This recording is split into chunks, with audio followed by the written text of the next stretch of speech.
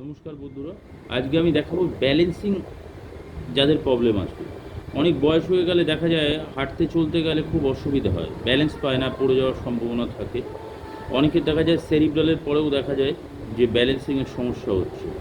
অনেকের দেখা যায় বাচ্চা অনেক ছোট, সে ডেভেলপ হয়েছে, নর্মাল ডেভেলপের পরেও দেখা যাচ্ছে ডেভেলপের পরেও বাচ্চা হাঁটা শিখতে লেট হচ্ছে বা ব্যালেন্সিংয়ে প্রবলেম হচ্ছে। বয়স্কদেরই বেশি দেখা যায়, সেরিব্রালের ক্ষেত্রেও দেখা যায়।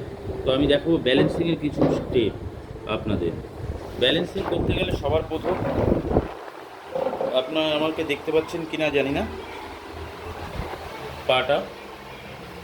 পায়ের সবার প্রথমে না সোজা দাঁড়াতে হবে।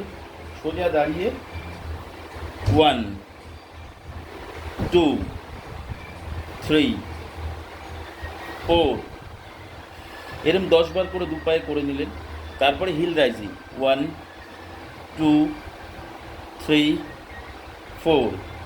এবার ফুট রাইজিং 1 2 3 4।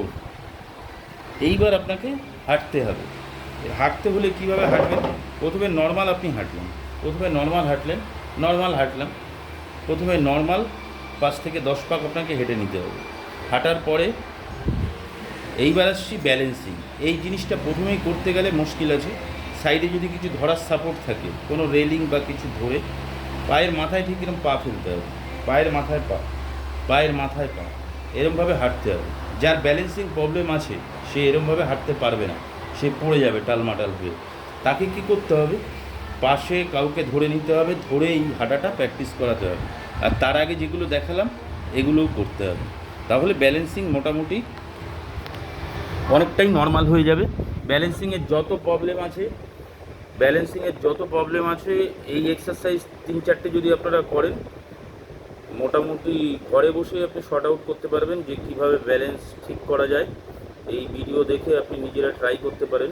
বসে আরেকটা জিনিসও করতে পারেন, পা দোলাতে পারেন নর্মালি। তাতে কী হবে? পায়ের মাংসপেশিগুলো সচল হবে।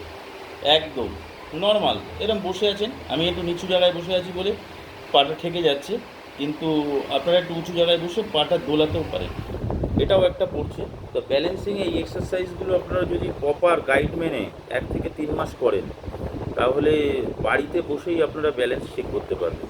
কিন্তু প্রতিদিন একবার হলেও আপনাকে করতে হবে। প্রত্যেকটা এক্সারসাইজ 10 বার করে করতে হবে। দু পায়েরই করতে হবে, যে এক পায়ে প্রবলেম আছে অন্য পায়ে নেই এরম পা ছেড়ে দিলে হবে না। বোথ পায়েই করতে হবে। আর রেগুলাইজ করতে হবে। রেগুলাইজ করলে যত রকম ব্যালেন্সিং সমস্যা আছে, এই কটা এক্সারসাইজই আপনাদের করলে সমস্ত রকম সমস্যা শর্ট আউট হয়ে যাবে। নমস্কার বন্ধুরা।